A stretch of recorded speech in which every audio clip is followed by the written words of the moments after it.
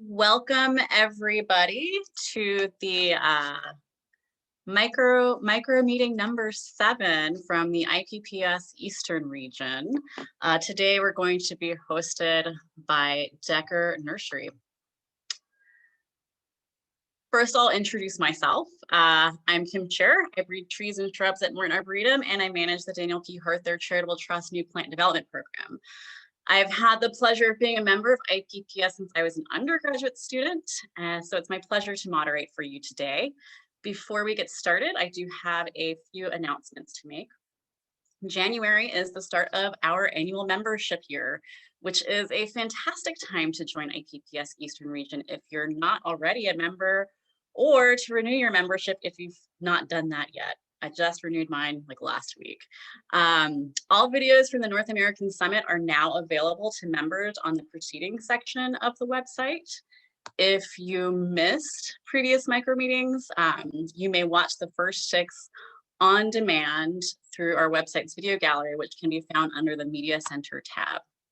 Mark your calendars now for the next micro meeting. That's going to be on February 25th, and it's going to be hosted by IPPS member Tim Brotzman. And you don't want to miss that one. He's going to be sharing everything he knows about hemamelis, and he has a fantastic hemamelis collection. Today, we give a very special welcome to our student members who've joined us. After the grafting presentation, we'll take a short break before beginning a student networking program at 4:15. Students, if you cannot join the entire time, you may come and go as you need, and we hope to see you at 4:15 after the break. Now, a few final housekeeping notes before we introduce our presenter. Brian Decker will be available to answer questions. Please only post questions for Brian using the Q&A button on the bottom of the screen. This is different from the chat button. You may use the chat box to communicate with IPPS staff or other attendees. This would be where you could put any commentary about technical issues. Now, without further ado, I'll introduce you to Brian Becker, president of Becker's Nursery, a wholesale nursery that focuses on plant propagation, new plant introductions, and the production of finished nursery stock for the wholesale industry. Brian's been practicing horticulture for 55 years, since the age of 8.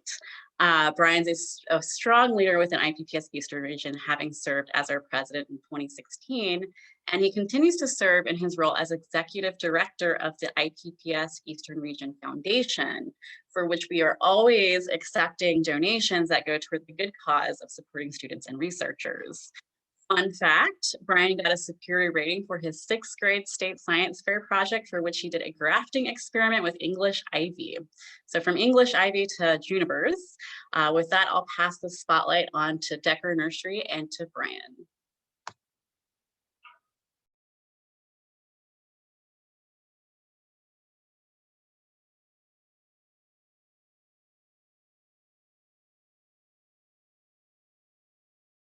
Give you a little bit of an overview of not only some of the winter grafting that we do here at Becker Nursery, but also how we use our facilities also for some cutting propagation in order to either facilitate that grafting or just root plants as cuttings.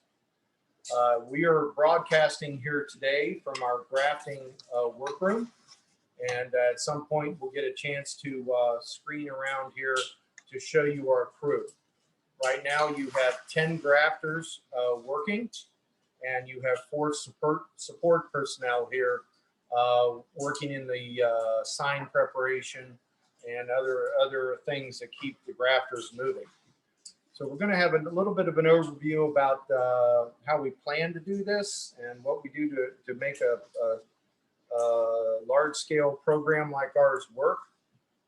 It takes a lot of thought process. We are grafting about 230 to 35,000 grafts this winter during the winter season. So that's a significant amount of work, and it takes a significant amount of planning. We will be limited a little bit to not be able to tour the whole facility. We have had some technical glitches on signal strength for the Wi-Fi, even with the repeaters we have. So we will conduct a lot of today's presentation from our head house room here. I wanted to begin, if we could, with the fact that you need to be prepared to do grafting. It isn't something that you're just going to decide on a whim to get started. And one of the preparation is working back your timeline to figure out exactly what you're going to do and how you're going to get your signs and how you're going to have understock in which to graft. Now, for some of our understocks like pines and spruce, those we might buy in as seedlings. And we prefer 1 year's advanced rapid production seedling plugs from Evergreen Nursery, who I believe did a micro meeting here not too long ago. And you saw those beautiful little 1 year seedlings that had such vigor and juvenility. That's what we buy in to pot up to be understocks for spruce, pine, and other sort of related cultivars to those. So in your planning, you're going to need to order and get your seedlings potted up to a larger size. In the case of a large crop that we have, which is grafted junipers, to my knowledge, we are the largest grafter of upright junipers in the United States, doing a little over 200,000 just of grafted upright junipers. We need to propagate our understock, which is Juniperus chinensis hetzi, a year in advance in order to come up with the understocks that we're going to want to have for grafting that are fully well rooted through the pots and have had a chance to get the caliper and trimming that we need to have. So we need to propagate those cuttings, and we're going to talk about that in just a moment. And then over the course of the summer, we need to go and provide them with adequate nutrition, cultural care, health concerns, spraying, spider mites, other things, and also weed control, so that we don't have pots that are full of weeds or anything like that. In the case of our hetzi, you can see the rice hulls that we use. This is our first year growing hetzi with rice hulls. And we thought it would be a terrible mess in the grafting area, but it's actually fantastic in that they don't really create much of a mess at all. And they also moderate our moisture level prior to grafting. So we're really very pleased with that. So once we have these plants, we then go on to trimming and staging these. And this trimming process was done in September.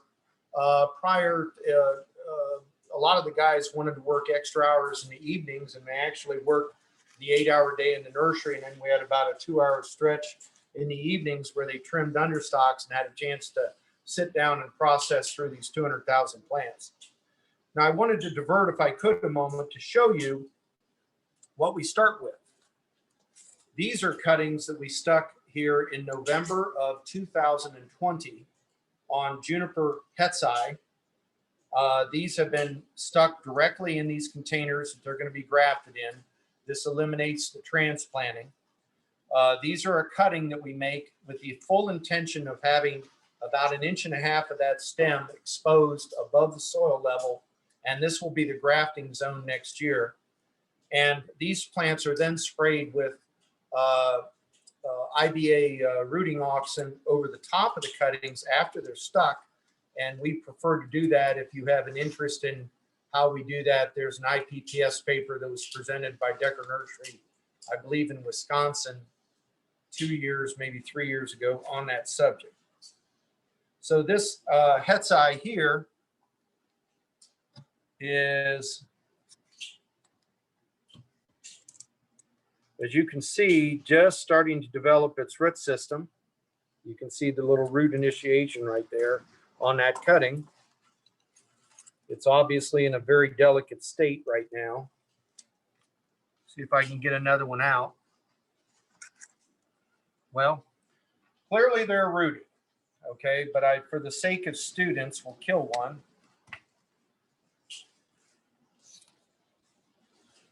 You can see how the root system has broken out of the basal end of the cutting. Due to the white nature of those roots, I would say they probably did not exist 48 to maybe 72 hours ago. That one root may be a little bit older by an extra 12 to 24 hours, but I would bet you that a week ago or a week and a half ago for sure, this was nothing but a cutting with a callus swelling on the end. So these understocks are well on their way to a successful crop. Last year, we rooted our understocks, I believe, at 98%, something like that. So this saves a lot of trouble. As a young man, we used to root these Hetsai in sand flats and then hand pot them into understock pots, and that was quite laborious. And we have gotten so good with a combination of soil recipes, overspray of rooting hormone, and facilities that we basically have been able to eliminate that whole step. So if you can imagine hand potting 200,000 plus Hetsai understocks, that's how much labor was saved by learning how to do the science better.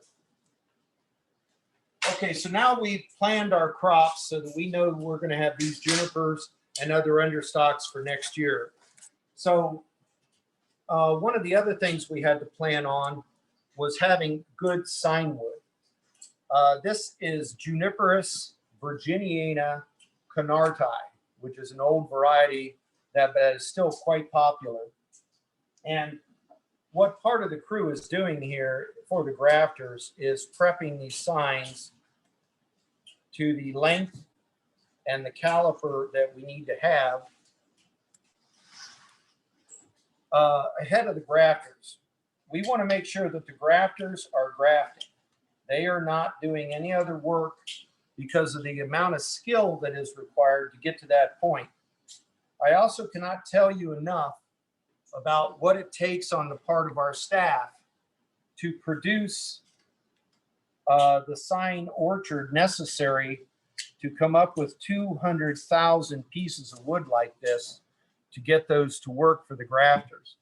Now we're after a diversity of calipers here because, as you see, we'll see in a little bit here, we're going to need that diversity when we go ahead to try to match up, because these understocks will have different sizes. That cutting will end up producing a very different understock from that cutting on caliper. So we will go ahead and have to have diversity and adapt to that diversity when we go to graft those. So once again, this is all part of the preparation. You just don't go wandering out into the nursery and wonder if you're going to find those signs of that quality. And we also work quite well with some of our customers to purchase sign wood off of them simply because of the sheer volume we require. And we've had to train them on how to go about this, when to trim their plants and everything, so that they get that good flush of wood that's going to make an adequate, not inadequate, but a good sign. I now want to move on to the next stage, and that's going to be your facility and your tools. Now, in a little while, we'll go in and look more at the facility, but our facility is not only the house where we put the grass afterwards, it's this room right here. It's having the proper lighting. It's having the right kind of conditions, the right kind of workspace to be able to do things. If this room is lit as well as any operating room, we have wonderful heat in this room so that we are comfortable. We have ergonomic chairs. We have everything necessary so that we have good open space for working. Especially in COVID now, we've got a tremendous, it's almost like we're outside here because we're getting a lot of the warmth from the greenhouses coming into this room. But we have everything that we need to be able to work ergonomically. And I have a photo on the wall over there of my grandfather's days back in the 20s. And guys were sitting on a 2x12 plank on sawhorses with a dangling bulb in front of their faces trying to graft. And that is not how we do this. We work with reflective surfaces, adequate lighting, and trying to avoid shadows of any kind in our workspace. Knives. I can't talk enough about knives and what a real art it is to learn how to sharpen a knife correctly for grafting. If you think you're going to pick up a A.M. Leonard catalog and order a Tina grafting knife and pull that out of the box and graft with that, You might, but you're gonna whittle with it. You're not really doing the grafting. A knife that is a true grafting knife has been sharpened and maintained to such a point that it is as sharp as necessary to slice through the tissue rather than whack its way through or split its way through or whittle your way through. If you cannot do this with your grafting knife, you need to keep sharpening it. And the reason is that that edge is not tapered. It is a very, very gradual edge. It maintains that sharpness quite well, and it does not force its way through nor split the wood. Eyesight. I got two pairs of glasses here. One is for when I'm trimming signs, and that's because my focal point on these glasses is right there. I put on these handsome beauties when I'm grafted because my focal point moves 3 inches closer to me. So we take great pains to make sure that everybody has perfect eyesight, and we'll do whatever we got to do to assist that to happen so that we can see the cell layers and see the tissues and see the graft unions as we're putting them together. No joke. You can learn a lot about some of this from a friend of mine's book, Brian Humphreys. He's got a book called The Bench Grafter's Handbook, and I learned about this about a month or two ago, and Brian and I have been emailing a little bit back and forth. And he's a grafter that understands and has been down and got the t-shirt and all that kind of stuff.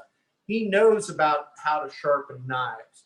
He knows about how to go about some of these procedures and systems we have. And at the end, there's a wonderful section on all the different species about how those particular species are grafted and what's unique to them. I might ask you to consider getting that book should you want to look into some of the grafting, and you can get it either through Amazon or you can also get it through Tim Brotzman, I believe, reps and sells some of those books in the United States for Mr. Humphreys. So now we've got a sharp knife. We'll take a look in a little while about our sweat tents where we put the grafts. We are going to have the peat moss perlite combination that is pre-moistened and fluffed, ready to go. We have our ventilation plan in place in order to control the temperature of those structures. And we know that we have our heating system functioning correctly. And in our case, it's a rather massive facility here. So we're heating, what, 24 greenhouses with more or less with bottom heat and hot water systems in the concrete. This is with 1/2-inch PEX tubing lines that are in the concrete floors. Each greenhouse is controlled separately, and sensor probes sense the temperature of the soil in the pots themselves so that we can maintain that temperature at an ideal grafting range of about 70 to 72 degrees. All right, now we're going to get into the process. And the procedures are going to be good, clean grafts.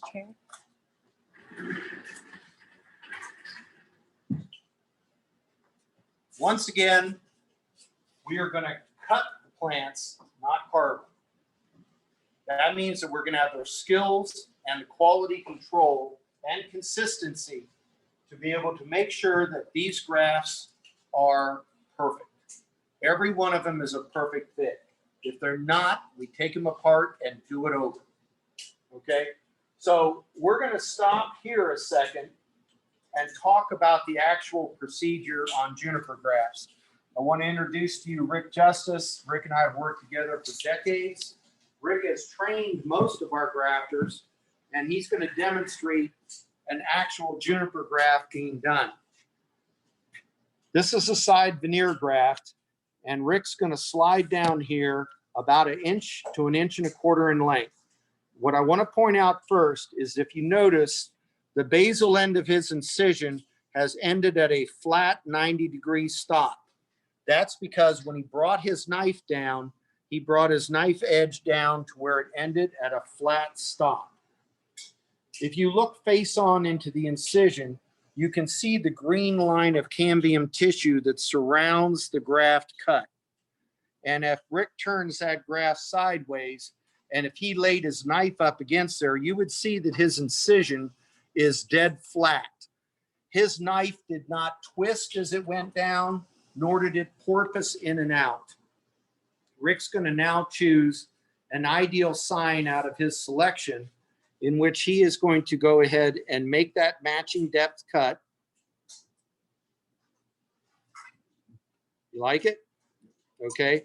Now he's going to make a back cut of about a 45-degree angle.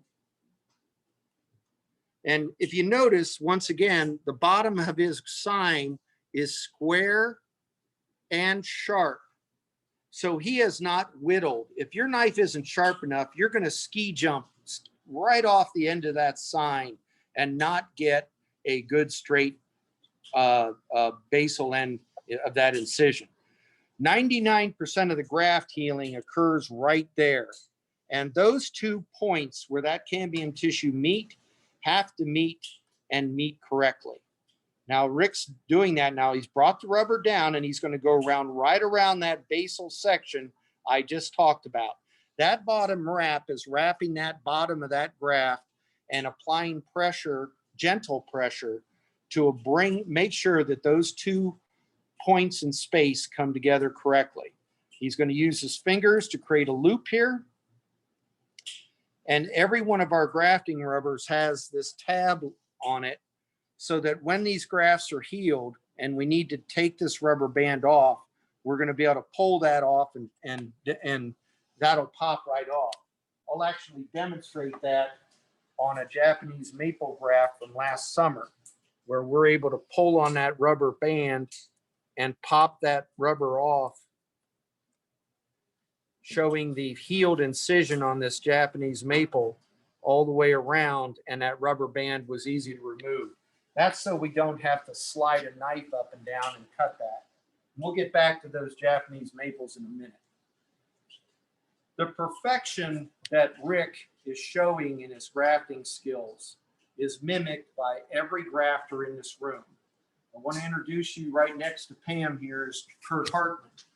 Kurt is a new member of our staff and he's in his first year of grafting.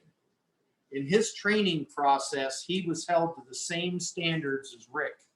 And when Rick was training him, whether it was day 1, day 5, day 20, he has been making sure that every single graft that he has made looks exactly like Rick's grafts or Jeff's or Mike's or anyone else in this room. Everyone takes it seriously or they're not going to get to play in our sandbox. Every graft has to be perfect, absolutely perfect.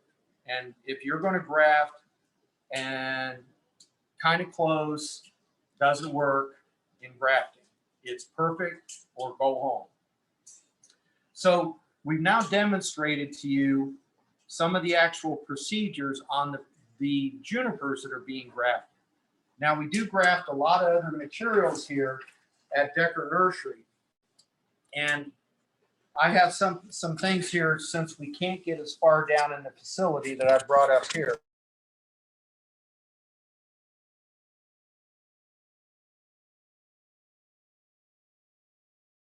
This is an arborvitae, a green giant arborvitae that has been stuck this fall. And I don't even have to pull it out. You can see the root system beginning to go around the pot. And this plant is well rooted already in January, and it was stuck in November, Mike. Mm-hmm. We started cuttings, I believe, on November the 4th and completed them on December the 2nd. So whether it's hollies, boxwoods, arborvitaes, taxus, juniper, whatever it is, these cuttings are stuck directly in the pots they're going to be sold in, and they are stuck directly into the tents that we will show you, which are the Dutch style propagation tents that we use for both grafting and for cutting work. Now I wanted to demonstrate to you a minute, if I could, because we do graft other things besides junipers, that this is a Japanese maple that we grafted in August of last year. I learned this procedure for summer grafting these from Foxborough Nursery when I toured on an IPPS tour about 3 or 4 years or 2 or 3 years ago. And that Japanese maple is fully knitted and healed, and actually ready to have the understock removed on that plant for this following spring. So that is a blood good Japanese maple that would be flushed out. And we do some of these in the summertime in order to supplement our Japanese maple grafting. But we also do some of these in the winter. Usually these are done on standards in the wintertime, but for demonstration purposes, I'll show you a different kind of incision that we're going to make.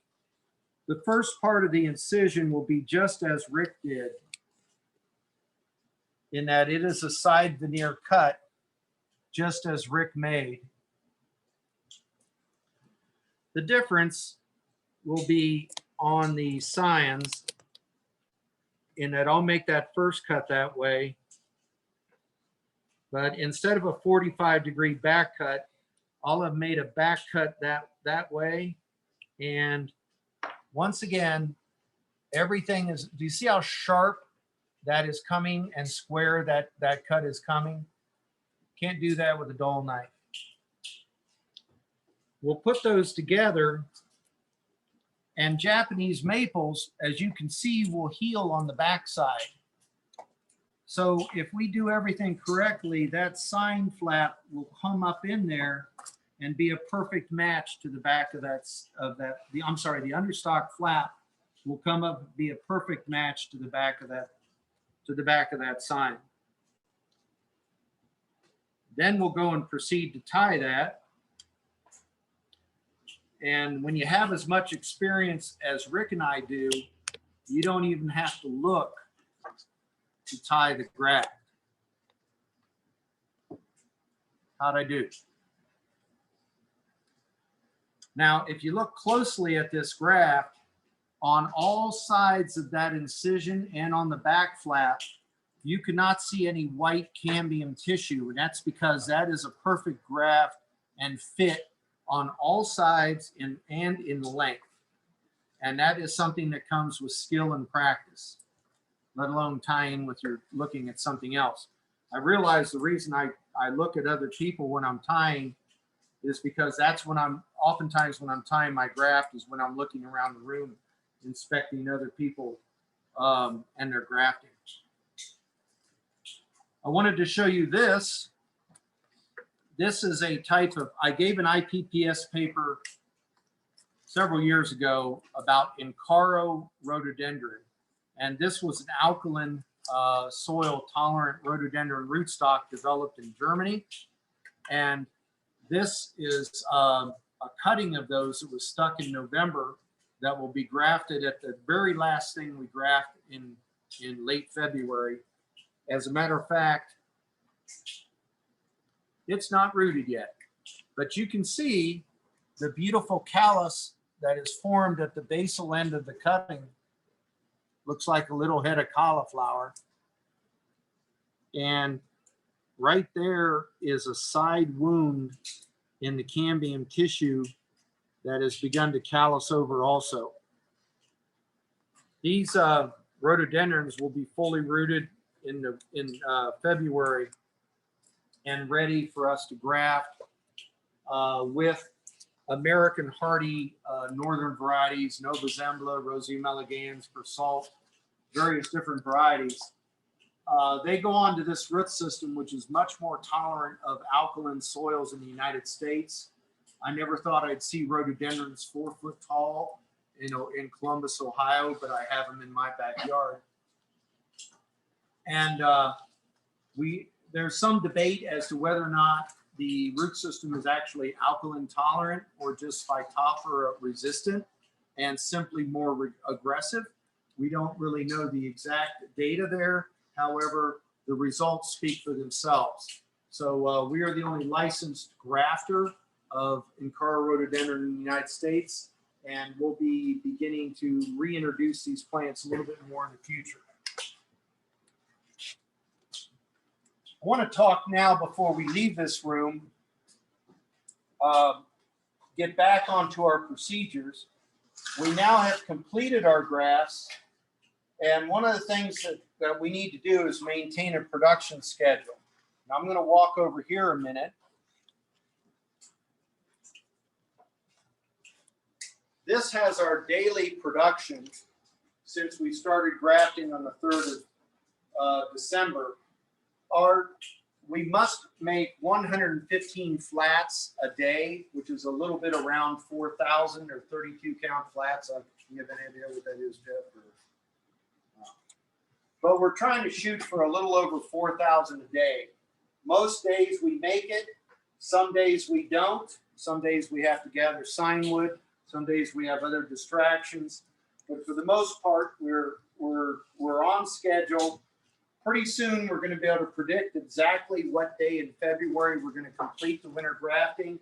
That'll be somewhere right there.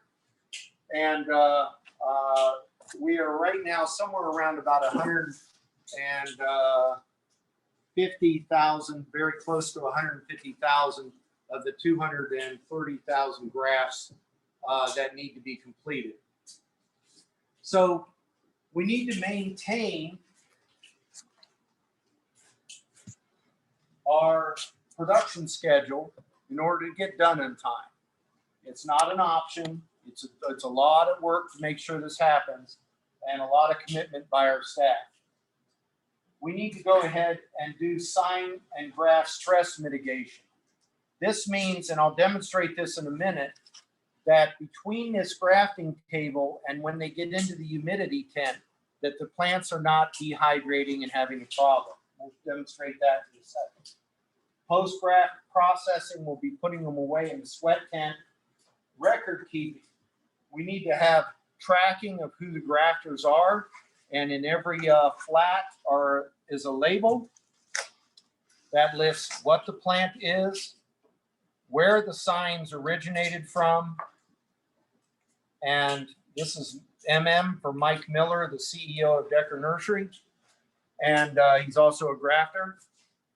And that way we know who did that, we know what date they're grafted, and then this production data is completely moved to the office so that they can update the and make sure that the orders posted against this inventory are being correctly tracked, and everything's going to happen on schedule. A lot of our grafts either ship in the spring as grafts, or they might ship as 1 gallon, 1-year-old plants, in which case this is a 3.5 to 4 year process from start to finish before the customer gets what they're looking for. We'll go and demonstrate in a sweat tent our post-grafting care. You've got some major factors that you have to take into consideration: sunlight, humidity, ventilation, spray maintenance, and watering. I disagree with Mr. Humphreys, although I don't know if he agrees with it, but in that a lot of people put shade cloth over their grafting tents. I think this reduces photosynthesis and healing. Shade is not your friend. Sunlight is your friend. Plant growth activity heals plants. We just need to take the stress out of it. Humidity. 100% humidity is not your friend either. Then you can get into disease issues, and as your Japanese maples might start to break tender growth, they might come under fungal attack or something. So humidity must be monitored and controlled. Ventilation. You need to have a way to easily and cost effectively and time effectively ventilate when needed in your grafting cases. Spray maintenance.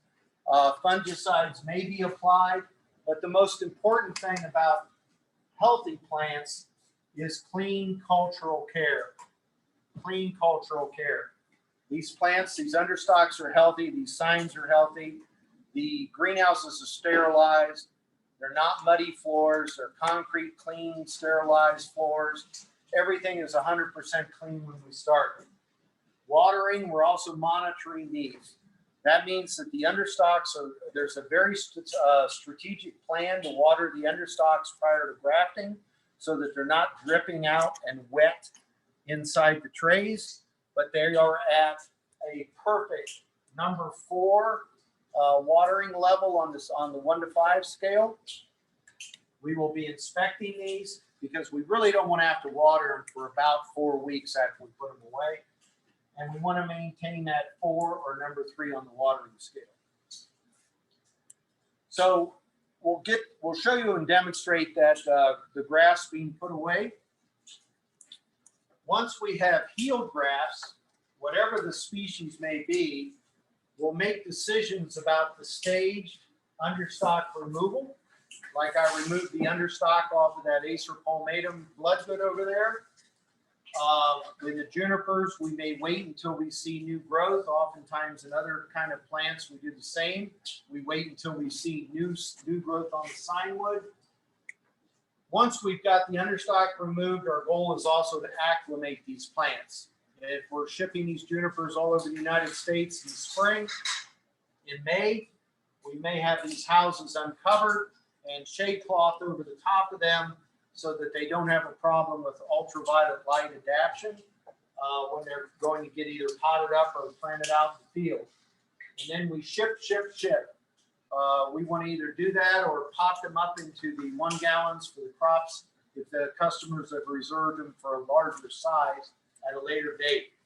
We are in a business of grafting. This is not a hobby here. I hope that's readily apparent.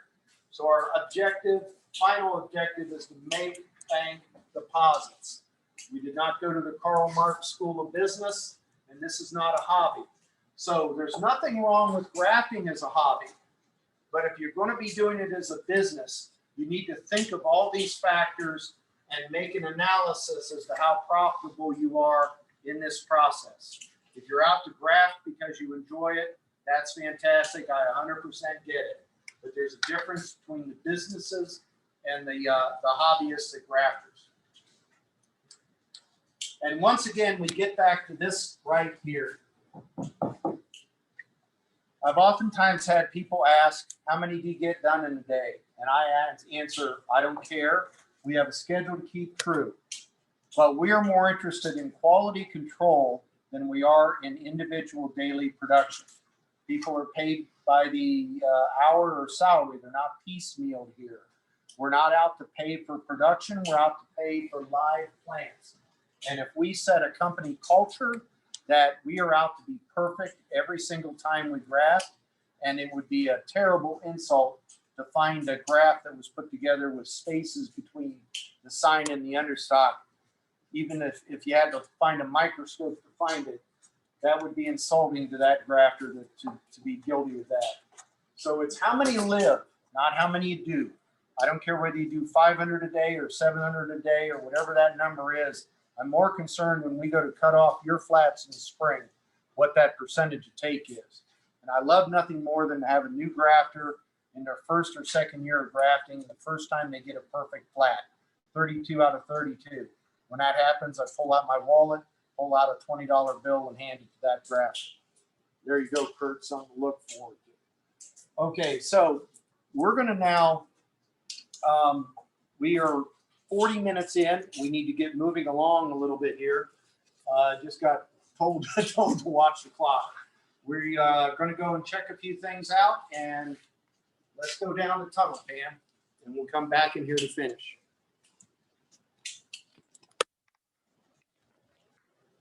Demonstrate here.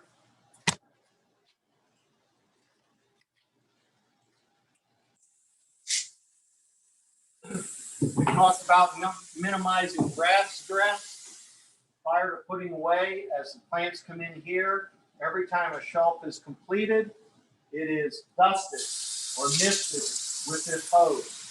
So whoever finishes the shelf mists the entire cart until the cart is ready to go down the greenhouse.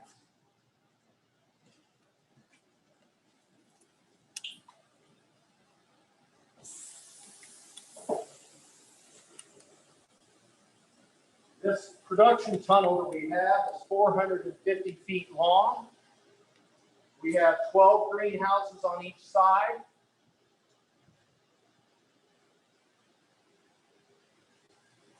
Inside of these greenhouses are Dutch-style propagation tents. In these tents are cuttings. These happen to each contain Petsai juniper understocks for next year. You can see the humidity inside the tents, but we also have the windows open for ventilation. It's a sunny day. Right now, the temperature inside the tents is about 78 degrees. At the end of the day, we will close all these windows by simply rolling down the sides. And that has closed all those windows in that 200-foot long propagation tent structure. So it's a lot easier to maintain the ventilation correctly, and it isn't such a burdensome job. All our cuttings, as you can see on the other side, we have other houses. This is where we have hollies and arborvitaes and just anything else that's done as winter cuttings. But we use these Dutch-style tents as a method to maintain humidity, and it also is tremendously more efficient on fuel for heating the house.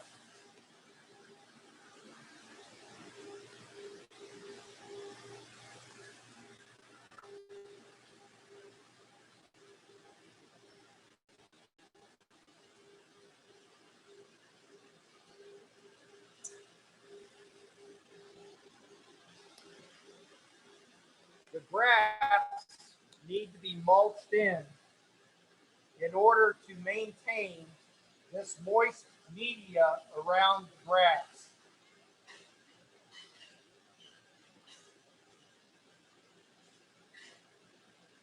Once that's done, these grafts will be put on this conveyor system, and they will travel into this tent, which is exactly identical to all the rest.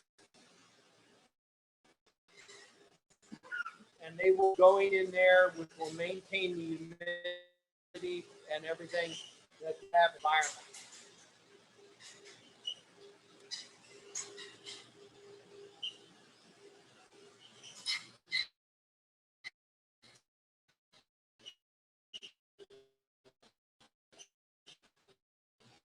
Tent is 2 inches long and currently putting away treated yesterday. But they will go ahead and get these grass put away quickly.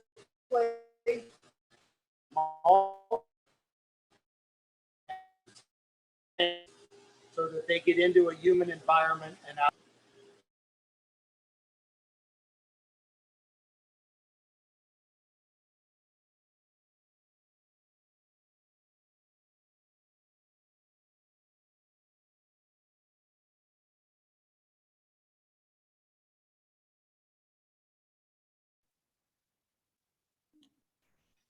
Hi, everyone. It looks We're like trying to get Brian back up to the front here. perfect. Thank you. I think we lost connection out there.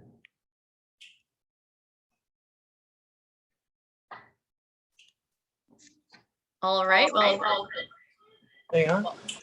Oh, Hey, we're back. okay. He's back up here. You got him now?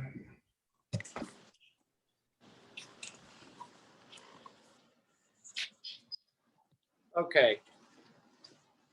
Anybody, Tim Brotzman, if you're going to be having an IPPS micro meeting, I suggest that you never trust the strength of your internet signal through your facility. And this is all the technology we're learning anew. But I will say this. Before COVID, we didn't have micro meetings, and we didn't have a chance to have all these opportunities to be together throughout the year. Process, and forgive the stumbles, but at the end of the day, it's going to be well worth it if we can continue a mixture of live meetings and micro meetings in the future. You get a lot more value out of your IPPS membership. In this area right here, we obviously have some juniper grafts that are staged. Just real quick, Brian, we don't have video going here. Mike, can you check with Stephanie and see if she can? We've got you, and we've got Brian on video right now. Oh, okay. Okay. Okay, good. All right, we do have juniper grafts in here staged. This creates a little bit of a background for what I want to show you. I wanted to be able to demonstrate to you in our grafting what we achieve after a year. This is a blood-good Japanese maple. That is a 1-year-old graft. You can see the graft incision down low. Okay. This is a Tsukiyama one that was grafted up on a standard. And it isn't quite as vigorous, but that's it after 1 year. That was grafted last year in February. This is a 1-year juniper star power. This is an introduction from Mike Yanni, a very well-known IPPS member up in Wisconsin with JPLN introductions, I believe. Yeah. Anyway, Star Power is one of their very, very wonderful new introductions. But you remember, we were grafting something like that. So that is what you end up with in 1 year. We did not demonstrate, but we also graft a large amount of Camuscipurous. This is Camuscipurous Nanogracillus. This is an example of what we grafted this year. It is still in the healing process, so I can't really take the rubber band off of that. But that's grafted onto a emerald green arborvitae. This is so that we get that kind of a root system to push that plant off in a good start, which is how we take that plant to get to that plant in 1 year. From my experience of growing these as rooted cuttings, that would have easily taken almost 3-4 years to get to that size. We're also very big into new gen boxwoods, which hopefully will be part of the answer of the boxwood blight issue coming up in the that is right now causing a lot of turmoil in the boxwood industry. We're very happy with this. This is Freedom, one of the 2 varieties available. We also do sell liners. If I could take a shameless plug, no pun intended, but we do sell liners on new gen boxwoods along with a couple other licensed propagators in the United States.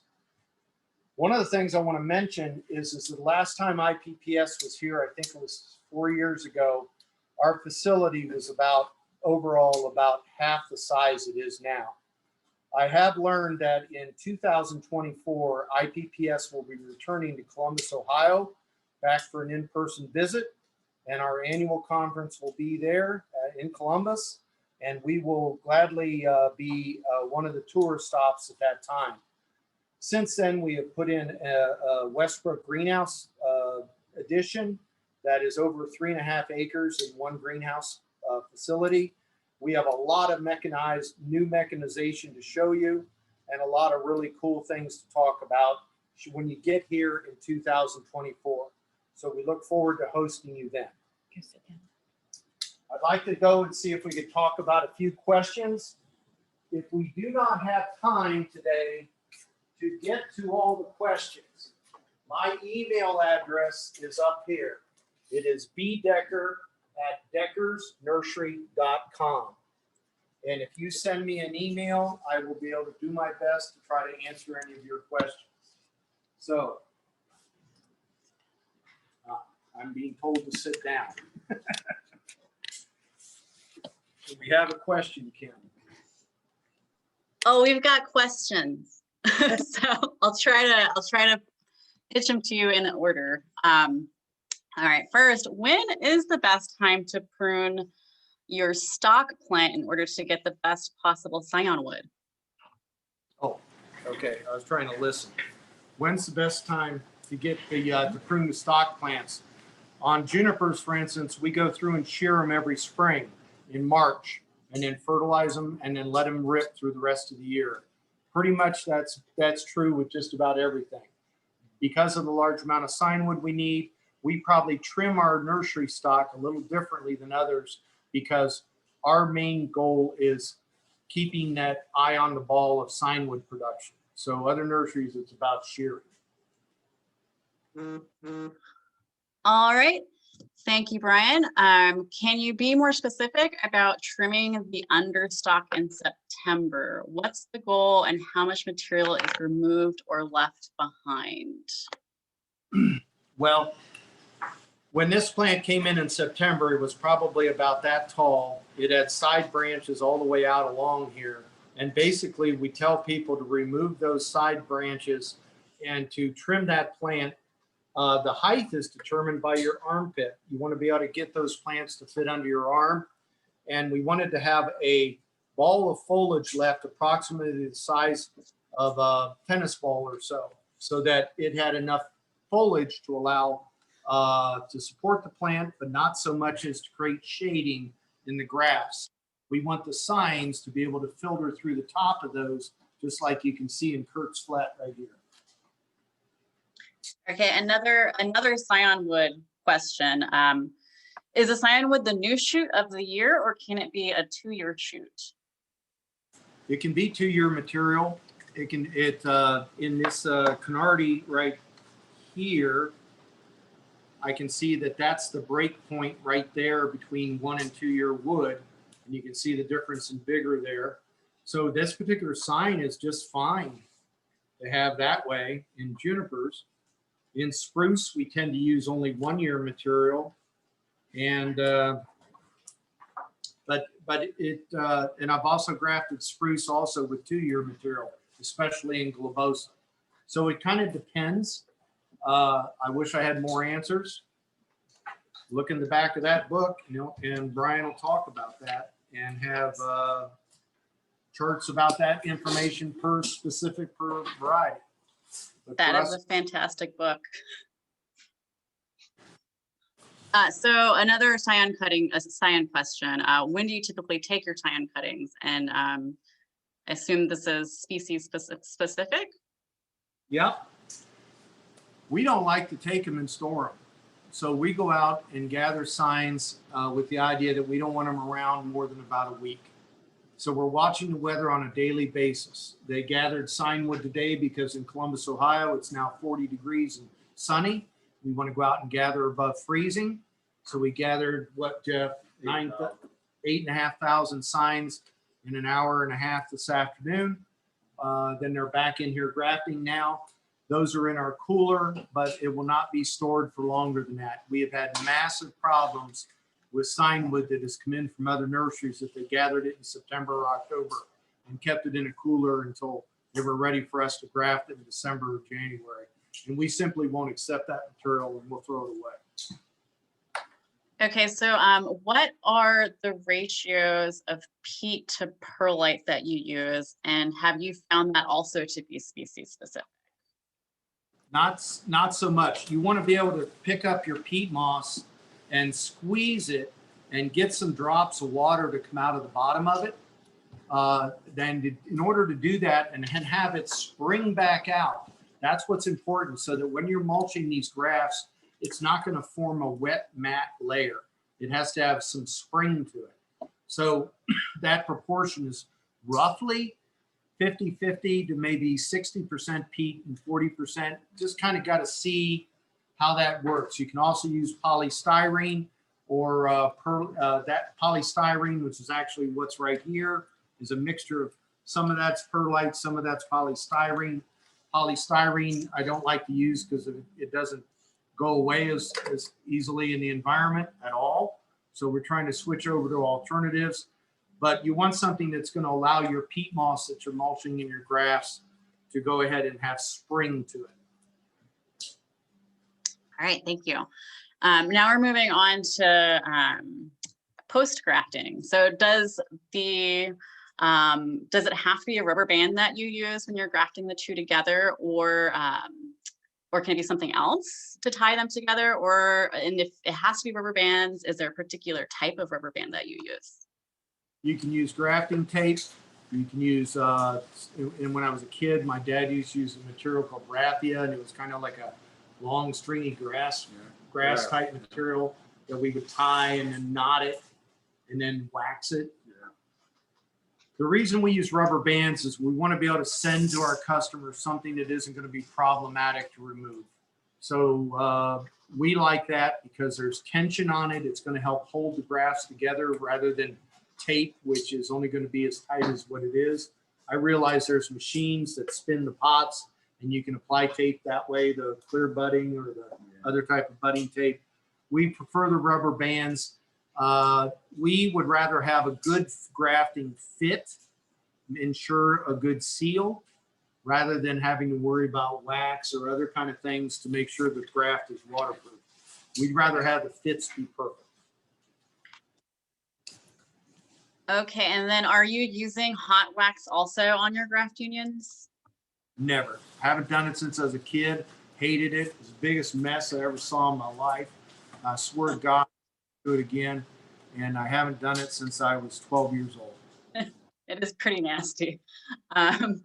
Is it a bad idea to not cut the top tip of the Scion cuttings? Yep. If you notice, when we're doing the, for instance, no matter what we're doing, we're trying to go ahead and turn this into a small tree. So if we're at the very top, we're going to come in there and cut it in that way, not across the top. Not across the top. That's so that these branches here are going to be able to resume their apical dominance. We don't want to create that forked branch. We want to trim that sign in such a way that we're choosing what that new leader is going to be. Okay, and then moving on to kind of an environmental question, how much humidity are you looking for? And how do you monitor, control that humidity? And what's the general target to help understand humidity isn't your friend concept? At night, the tents are sealed up. We don't want them to get cold. We want to save heat. We want to save fuel. So we'll roll all those windows up. They're actually doing that right now because it's 4 o'clock. So they're going to maintain that temperature in there, and that'll cause that humidity to rise during the night, although the outside of the tent will get cooler. During the daytime, if we kept that tent sealed, it would easily shoot up to 80 to 85 degrees, and we feel it causes a temperature stress, and that is a worse price to pay than to lose some of the humidity. If we're still 80 or 90% humidity in there, those plants are going to be just fine if we open those windows up and allow some of that temperature to radiate out of that tent. We've also gone in there after the grass are starting to heal and taken and thrown water around what we call a heavy dusting or a heavy misting, just off the end of a hose to just throw colder water into the tent to add moisture on a sunnier day, but also to go ahead and cool the air in the tent itself. You can drop that temperature quite a bit from 80 down to 70 real quick by spraying a little water inside that tent 2 or 3 times in an afternoon. You have to learn to think like the plant. Stick your face in one of those holes. And this sounds really stupid. If you're uncomfortable, if you're hot, the plant is probably uncomfortable too. And that's what I mean by learning to sense and think like a plant. You're most comfortable at 75 degrees and in a nice cool sunshine. Imagine the plants are exactly the same. If you're not happy, they're not happy. If you're cold, they're cold. If you're hot, they're hot. And that may sound stupid, but it's really true. Think like a plant. I don't think that's stupid. When do you start fertilizing when do you start fertilizing your grafted plants, and what is the best fertilizer you would use on newly grafted plants? Maybe like fertilizer. Well, we'll begin a liquid fertilizer program after we have new growth starting to emerge. We want our customers to get plants that are well fertilized and in active good growth. So once we start to see a 1/4 inch to a 1/2 inch of new growth and they've been cut off and the understock's removed, that's when we'll begin to do a liquid fertilizer program. And we can simply begin our injection system to route that fertilizer into those houses. Right now, if they get any water, it's raw water. It doesn't have any fertilizer in it other than pH is maintained at 6.5.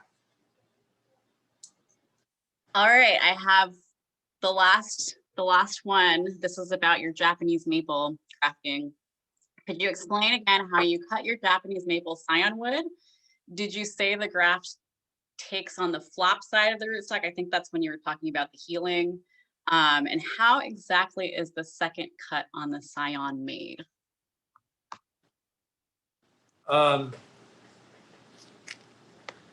Once again, it's a side veneer graft. I got a little stub of that sign. We would make a first cut in, reverse the Scion, support it with your fingers, start a little further up. What I mean there is that this sign is starting right at the buds. That's going to go against the understock. This one is going to be, it's 1/4 inch further down. They're a parallel cut. Then on the back side, that's terrible. See how that's not square? See how that's square? You can even see the pith of this cutting right in there. You can see the heartwood right there and the cambium all around the perimeter, and a beautiful straight edge cut there. The back side is flat. It's flat on the knife edge, and it's ready to go in there against the understock, right like that. That's how you're going to get that healing coming up all sides. And if you notice on this back flap, this is still green. This terminated right there. See where the original sign was cut? That last 1/8 of an inch there died or did not heal quite right. But everything to that point below did. And that is a very, very good graft. You can see all the callus growth at the basal end of the graft and all the way up the inside veneer incision. Well, thank you so much, Brian. Before we close out the questions, is there anything else that you would like to add that you weren't able to share during your presentation? Just real quickly, when I go to IPPS tours, I see what I call aha moments. I've used this term very much when I've spoken to the group. I hope whether you saw the conveyors that we use in the tunnel, that's something I saw on an IPPS tour. If there's something that you've seen in our propagation tents, something like that, that you can take back to your company, modify it to fit your needs, you will have paid for your IPPS membership for decades to come. And each year you hope to find another new aha moment. That is why this is a good organization. We go ahead and adapt what we learn from others to fit our own needs. If I can help you with any advice on any kind of grafting or cuttings, please let me know. We have videos that show those tents from being constructed to where they're just on a flat concrete floor to the final process. Find your aha moment. Come see us in 2024. And if you can, I would hope that you could make a donation to the IPPS Eastern Region Foundation. This is the monies we use to help provide funding for internships, funding for undergraduate research grants, and most importantly, funding for scholarships. This is so that we can help educate the propagators and plant producers and public garden personnel and educators for tomorrow. So please make a donation to IPPS Eastern Region Foundation. I don't have that website memorized, but I'm sure we could, if you email me, I bet your bottom dollar I can make a connection and get you a place to donate. I did share it in the chat box, everybody. There you go. Please do. And that is where our future horticulturalists are grown, is in the IPPS Foundation. It is really off to a good start, and it has been rolling hard for 2 years now, and it is doing great work. So please help us out. Thanks for visiting Decker Nursery, everybody. I'm glad we could do this, and I can't wait to see you all in person again and have a drink with you at the bar. Thanks a lot. Great. Well, thank you so much again, Brian, and thank you to Decker's Nursery. I know this was a lot of work putting this all together, and you did a fantastic job. Big thanks to everybody for joining us today. We had a really good attendance, over 100 people signed in. This concludes the grafting program. I have Well, one last announcement before you go, to just kind of tag on to what Brian was saying. The foundation's also accepting research grant applications right now. The deadline is February 1st, and we're accepting applications for the internship funding program. That deadline is March 1st. The links for these and contact information can be found either in the January Eastern Region newsletter, or they will be shared in the micromeeting follow-up email that will be sent out to everyone who participated. We invite all students to join the student program at 4:15 p.m. Before that, we will take a break. So please log off of this Zoom presentation and then return again using the same link at 4:15. Thank you again to the incredible team at Decker's Nursery. Y'all have a great day.